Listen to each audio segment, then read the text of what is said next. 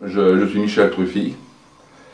Mon parcours à la guerre d'Algérie a commencé le 1er mars 1961. J'avais pas 20 ans. J'allais avoir 20 ans au 30 mai 61, donc dans 3 mois.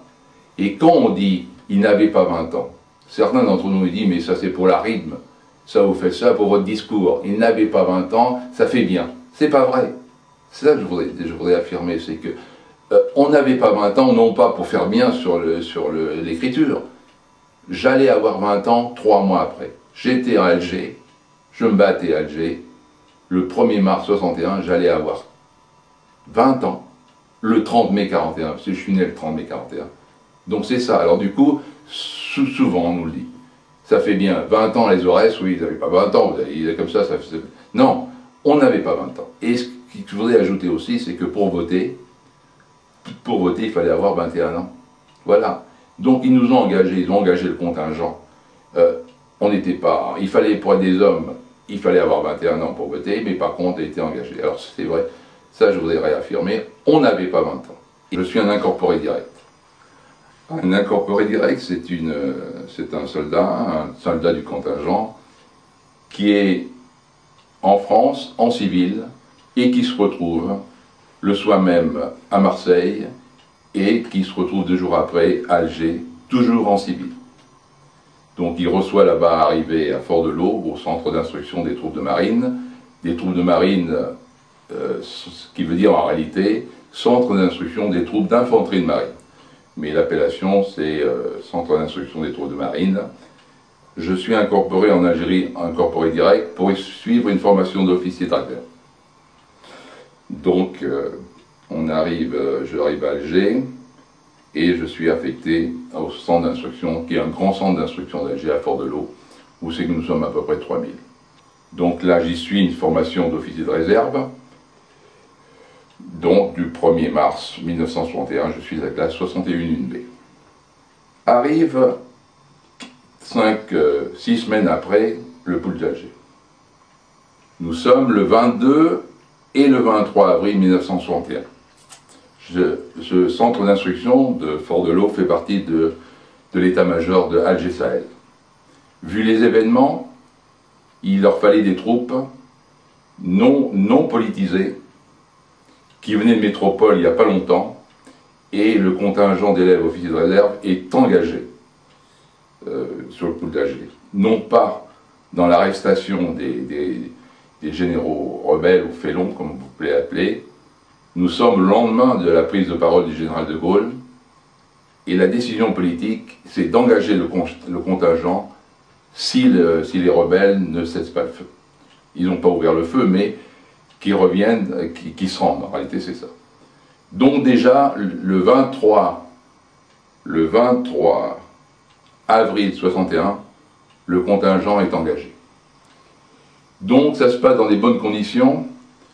Au centre d'instruction, on n'avait pas le droit de tirer, puisqu'on avait 5 balles dans une petite pochette, en tissu.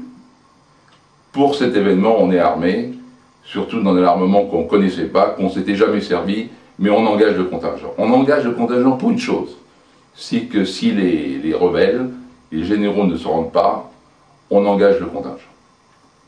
Et effectivement, vous savez qu'à peu près, on a eu 10 morts durant la guerre d'Algérie. Il y avait pratiquement 10 morts par jour.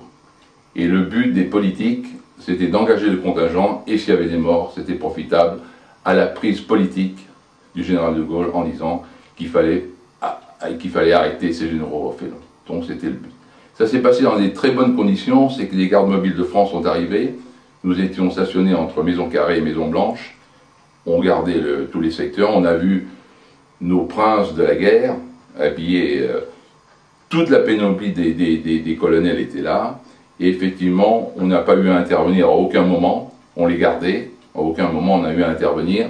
Il y avait entre nous effectivement les gardes mobiles et puis nous, et ça s'est passé dans de très bonnes conditions. Ils ont été embarqués à Maison Carrée et à Maison Blanche, vers la métropole, vers les prisons de métropole. Donc ça s'est passé dans des très très bonnes conditions.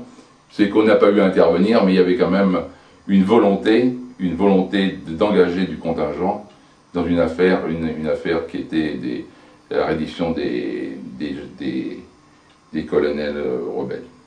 Sachant déjà que toutes les troupes qui s'étaient rebellées c'était que le 23 avaient rejoint leur cantonnement, et à aucun moment il n'y a eu des troupes qui s'étaient rebellées contre la politique de Paris. En face de nous, on n'a eu que les colonels, les commandants, les capitaines et la gardée. Donc j'ai suivi cette formation d'élève officier de réserve, et quelques mois après, des problèmes de santé, j'ai eu des hémorragies pendant plus d'un mois. Je n'ai pas pu continuer ma formation d'élève officier. J'étais au bout du rouleau. J'avais vraiment des problèmes de santé. Et ça se voyait que ça n'intéressait pas l'autorité militaire. C'est que former des officiers malades, en pas des bonnes santé. J'étais parti en bonne santé de France, mais la chaleur, plus les marches, j'avais des hémorragies, j'ai pas pu tenir. Donc effectivement, j'ai pas continué ma formation d'élève officier. Je n'ai suivi aucun peloton puisque j'étais à l'infirmerie. Et en plus, même après, à un moment donné, on m'a proposé, il était question que je sois moniteur au centre d'instruction des troupes de marine, et un homme qui n'est pas en bonne santé, j'ai pas été retenu. Parce qu'au centre d'instruction des troupes de marine, il y avait des morts tous les jours, il y avait des noyades, des suicides, des accidents de tir. Il ne faut pas croire, des hommes qui n'étaient pas entraînés, et ils tiraient, ça tirait de partout. C'était parce que c'était des gens qui ne connaissaient pas les armes, qui les consignes, à la lettre, ils disaient « Oh, mais ça ira, le chargeur il est engagé, mais on va faire… » Il y avait 3000 personnes à ce centre d'instruction, il y avait des accidents tous les jours. Donc ils n'avaient pas le temps de s'occuper d'un pauvre garçon qui était un peu malade.